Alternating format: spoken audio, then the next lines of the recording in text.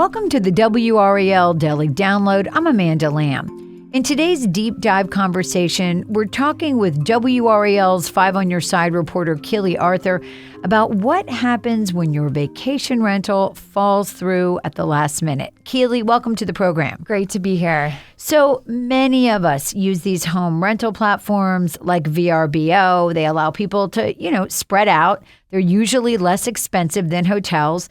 But when you're dealing with an individual homeowner, there can be problems. So Tracy Parks, the woman in your story, had a bad experience. First of all, tell us about the trip she had planned and how did she go about setting it up?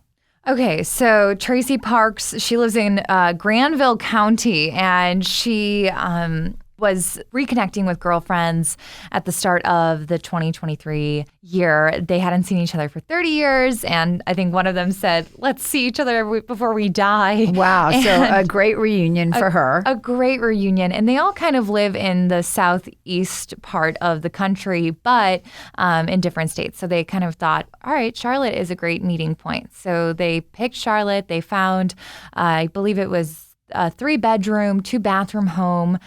Thought it was perfect. Booked it on VRBO, paid in full. The trip was supposed to happen at the end of January, and the Tracy Parks is a VRBO user. She's had a lot of experience with them. And remind me what that stands for in case not everyone knows. So vacation rental by owner. That's correct. It's changed. And the name hasn't changed, but it used to be like VRBO. Now it's VRBO. But yeah, it's kind of like an Airbnb for people who aren't familiar with it. Sure. Okay. So she's communicating on this platform and she's on the app. She's communicating with the hosts, I'm imagining, but she says she's not hearing back. So she starts to get nervous because she's on her way. I mean, the trip is underway. Yes. So again, she had years of great experiences, so wasn't too on edge about it until the day of the vacation came. She said that she did not get any instructions on how to get into the house, which you need, obviously. So she calls VRBO the day of the trip, and VRBO tells her the host doesn't have to tell you any details until an hour before you arrive. That's what she says they tell her. So she goes, okay. And so they get in the car anyway, and they drive over there. They arrive at the house, and there still is nothing from the host, and then no lockbox, no way to get into the home. So she calls VRBO again.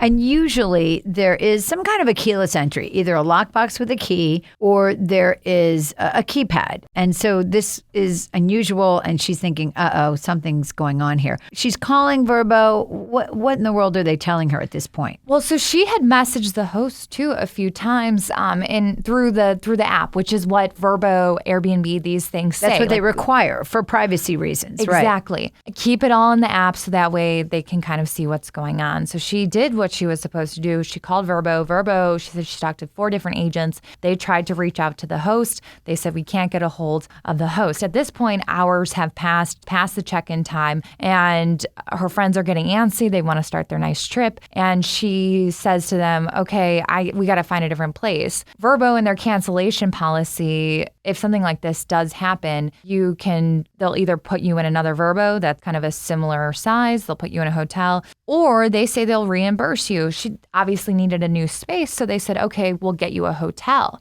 And I said, well, how big was the hotel going to be? 1 hotel room. And how many women? It was 3 women, but 3 bedrooms. They booked a 3-bedroom, 2-bathroom So very, home. very different vibe yeah, to have that. Exactly. And so she said, nope, can't do that. Don't want to waste any more time. My experience with VRBO this time around has been terrible. I'm going to go on the Airbnb app. They booked an Airbnb, boom, got in, and then had their nice trip. Gotcha. Well, and the story doesn't end there. No. So we will be back after the break with more from Keely Arthur about what you should do in the event that something like this happens on a home rental platform.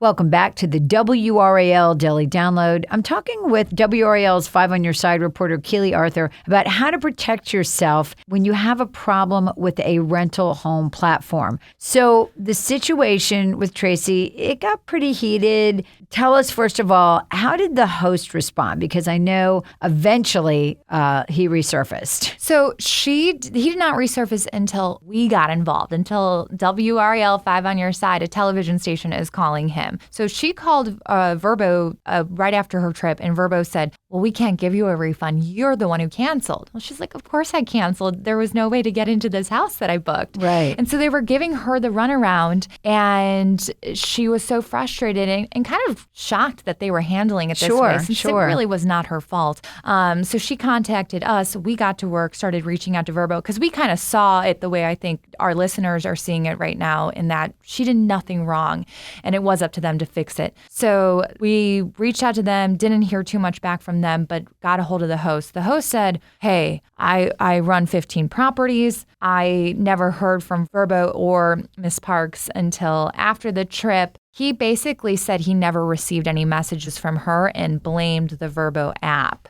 And then, to make things worse, after we talked to him, he left a bad review of Tracy Parks. What did he say in the review? That she didn't show up? Or, I mean, what did he say? I don't think he typed anything out. He just gave her 1 stars just across the board. So I think there's like 5 different options, communication, right. Things so like clearly that he was upset that he either thought she canceled at the last minute or didn't show up to begin with. So he gave her this 1 star. So tell me what happened next. I mean, did she get a refund, and what happened to that review? So this is the advice that I want everyone to take away from this. She booked with a credit card, which is what you should do, because credit cards offer a lot of protections, especially travel type credit cards. She just had a generic kind of Capital One, but she disputed this charge from the $700 charge from VRBO, and Capital One refunded her the money right away. So that happened kind of quickly after the trip. She got me involved because she wanted VRBO to make things right ultimately. So the credit card, that money went back through, which was great, but we didn't hear from VRBO until about like 40 days after we emailed them over and over and over again. And what did they say? Finally, because I said, do you think this is fair? Now he's leaving her a review, and she couldn't leave him a review because she never stayed at his place. Right. They said, we're issuing her a refund in full. We're going to remove the bad review. Our refunds are triggered by the host. So it was always up to the host as to whether or not they were going to do the reimbursement. I don't know if they kind of just overruled that or if he ended up doing it, but VRBO gave her the refund after a long time and after she had to get a TV station involved. But I mean, did they ever respond to any specific questions about what was happening on this app? Why wasn't he responding to them? Why didn't she get the check-in information? No, and they did say they removed the listing. That was the one thing they said they did, but they never acknowledged if it was, a fraudulent thing. They never acknowledged how they were if they reprimanded the host. They were very, very vague, only gave her the refund. So we really don't know what happened specifically. It sounds like maybe this person who had these properties, had a lot of properties, was not paying close attention to what was happening versus, we pretended that we had this property. Yeah, I mean, you hear a lot about Airbnb, VRBO type scams where people will list properties that don't really exist or aren't really available to rent. I don't know if this was that. In talking to the host, I didn't get that was the sense, and we certainly don't have any proof of that. But VRBO did remove the listing, which is some indication of a penalty to that host. Correct. And then you also spoke with Katrina Brianza. Am I saying that correctly? You are, yes. And she handles guest services for Emerald Isle Realty. What was her take on this situation? She just said, their Emerald Isle Realty, they run, I think, 600 short-term rentals on the North Carolina coast. And there's an office filled with people that handle all of these types of things. So she just said with Airbnb and VRBO, these things that are apps on your phone, you're just not going to get that human connection, that human understanding. That personal service. And certainly not a person who will show up and help you get into a home like Parks would have had she booked through a company like that. Sure. And what about these apps and these rentals versus a hotel? I mean, I know a lot of people book hotels on Expedia and other apps.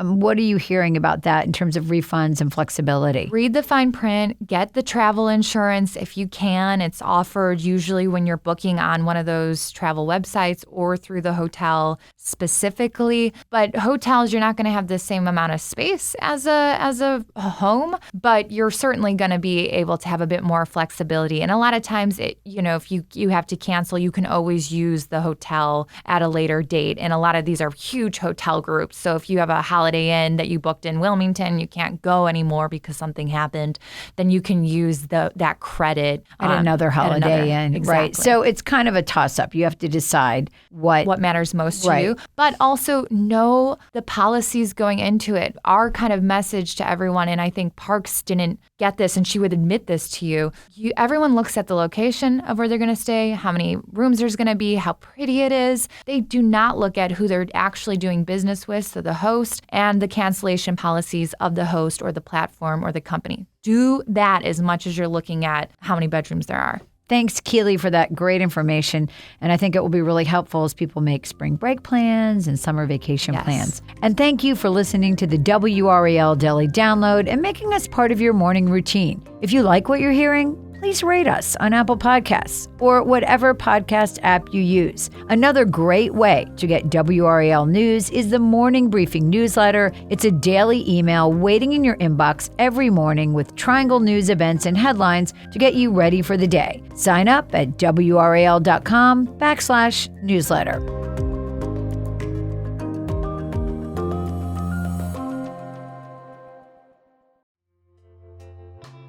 Leave a comment and share this video with your friends. With daily uploads, there will always be a conversation.